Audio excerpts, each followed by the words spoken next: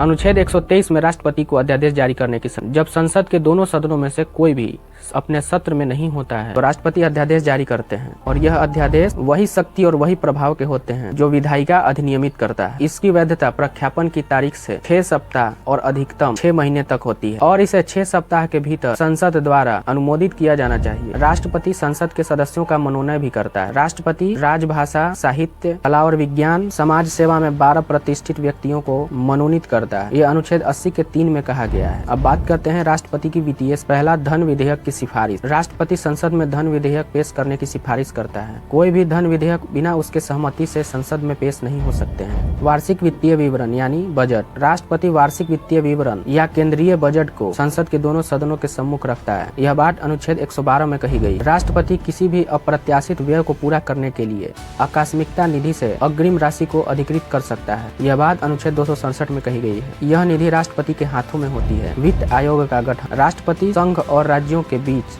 करों का वितरण के लिए वित्त आयोग का गठन करता है या सिफारिश करता है। यह बात अनुच्छेद 280 में कही गई। नियंत्रण एवं महालेखा परीक्षक की नियुक्ति। राष्ट्रपति भारत के नियंत्रक एवं महालेखा परीक्षक की नियुक्ति करता है और यह बात अनुच्छेद 148 में कही गई है। अब बात करते हैं न्यायिक शक्तियों की। राष्ट्रपति उच्चतम न्यायालय और सर्वोच्च न्यायालय के न्यायाधीशों की नियुक्ति करते हैं। यह बात अनुच्छेद 124 के दूसरा एवं 217 के पहला अनुच्छेद में कहा गया। राष्ट्रपति उच्चतम न्यायालय और उच्च न्यायालय के न्यायाधीशों को हटा भी सकते। यह बात अनुच्छेद 222 में कही गई है। राष्ट्रपति को क्षमादान की शक्तियाँ भी है। यह बात अनुच्छेद 72 में कही गई है। राष्ट्रपति के पास कोई भी अपराध को क्षमा करने की शक्ति होती है, चाहे वह मृत्यु दंड ही क्यों ना हो, लेकिन उसकी सिफारिश मंत्रिपरिषद करती है। राष्ट्रपति उच्चतम न्यायालय से सलाहकारी राय भी लेते हैं। यह बात अनुच्छेद 143 में कही गई। वहीं अब सैन्य शक्तियों की अगर बात करें, राष्ट्रपति भारतीय सशस्त्र बलों का सर्वोच्च कमांडर होता है। राष्ट्रपति युद्ध और शांति की घोषणा करता है। सेना प्रमुखों की नियुक्ति करता है। अब बात करते हैं राजनयिक शक्तियों। राष्ट्रपति भारत के मुख्य राजनयिक प्रतिनिधि होता है। वह अन्य देशों के साथ संबंध बनाने में अपनी महत्वपूर्ण भूमिका निभाता है।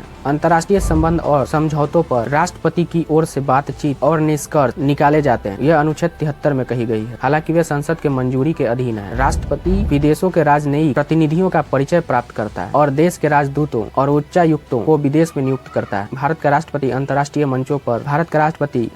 मंचों का प्रतिनिधित्व भी करता है।